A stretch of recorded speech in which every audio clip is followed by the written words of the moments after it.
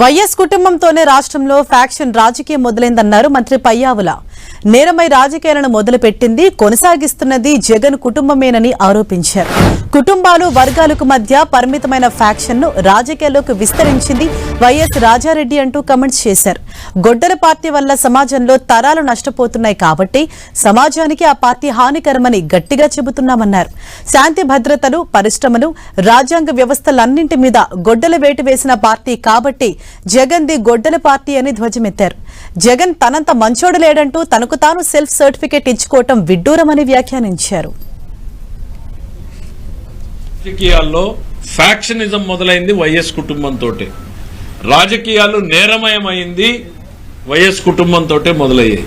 రాజకీయంలో హింసని కొత్త పుంతలు తొక్కించినటువంటి ఫ్యామిలీ మీది. హైదరాబాద్ లో ఒక అధికారితో గొడవ పెట్టుకుని రాజశేఖర రెడ్డి గారు హైదరాబాద్ లో ఉన్నారని ఎలిబి చేసుకుంటారు. అదే టైంకి ఇక్కడ ఒక ఇంపార్టెంట్ లీడర్ మర్డర్ జరుగుతుంది. పెదకూడాల కృష్ణారెడ్డి గారి మర్డర్ ఆ రోజున ఒక చర్చనీయాంశమైంది రాయలసీమ ప్రాంతంలో. రాజకీయాల్ని నేరమయం చేసిందే మీరు. ఆ వృత్తి వదులుచుకోవడానికి 30 సంవత్సరాలు ఈ రాష్ట్రానికి పట్టింది. చంద్రబాబు నాయుడు అధికారంలోకి వస్తే ఏ పార్టీ అని చూడకుండా ఫ్యాక్షనిజాన్ని కంట్రోల్ చేసినటువంటి వ్యక్తి చంద్రబాబు నాయుడు గారు. ఒకవైపు లేని ఫ్యాక్షనిజాన్ని రాజకీయానికి జోడించి రాజకీయ పునాదుల్ని నిర్మించుకున్నటువంటిది మీ కుటుంబం.